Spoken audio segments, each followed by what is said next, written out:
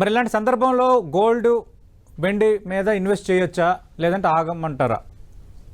So gold, silver ఏదైనా అండి, ఏదైనా ఒకటే, ఒక స్ట్రాటజీ ప్రకారం వెళ్ళాలి కానీ సిచ్యువేషన్స్ బట్టి మనము ఇలా అక్కడి నుంచి ఇక్కడికి, ఇక్కడి నుంచి అక్కడికి ఇలా మనం ఎక్స్పెరిమెంట్స్ అయితే అస్సలు ఈ టైంలో అసలు ఆల్రెడీ చాలా వరకు ఎక్స్పెరిమెంట్స్ చేశారు చాలా మంది. ఆ ఎక్స్పెరిమెంట్స్ చేసి చాలా వరకు డబ్బులు కూడా పోగొట్టుకున్నారు. ఇప్పటికైనా ఎక్స్పెరిమెంట్స్ ఆపేసి మనకి ఒకటి ఏంటి స్ట్రాటజీ, మనకి ఏది సెట్ అవుతుంది, మన రిస్క్ ఎక్స్పోజర్ ఏంటి.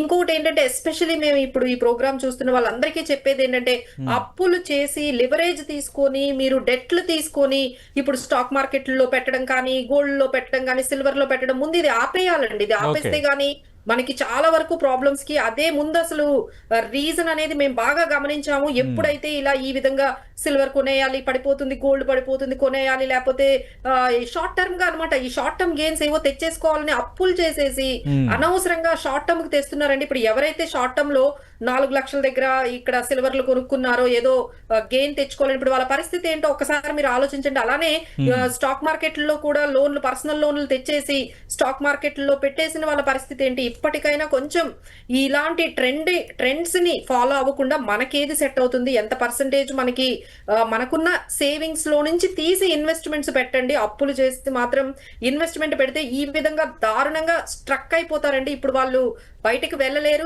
ఎన్ని ఇయర్స్ అంటే ఎంత ఇది ప్రొలాంగ్ అవుతుందో, అంటే ఈ వార్ అనేది ఎంత ప్రొలాంగ్ అవుతుందో ఎఫెక్ట్ అనేది అంత ఎక్కువగా ఉంటుందండి. సో ఎవరు కూడా ఎంత ప్రొలాంగ్ అవుతుందని అనుకోలేదు. సో ఇంకా అయితే ఇంకా మన ఎకానమీకి, మన కరెంట్ అకౌంట్ డెఫిసిట్ కి, మన ఎకానమీకి అయితే చాలా వరకు ఇది ఇంపాక్ట్ అనేది చూపించబోతుంది.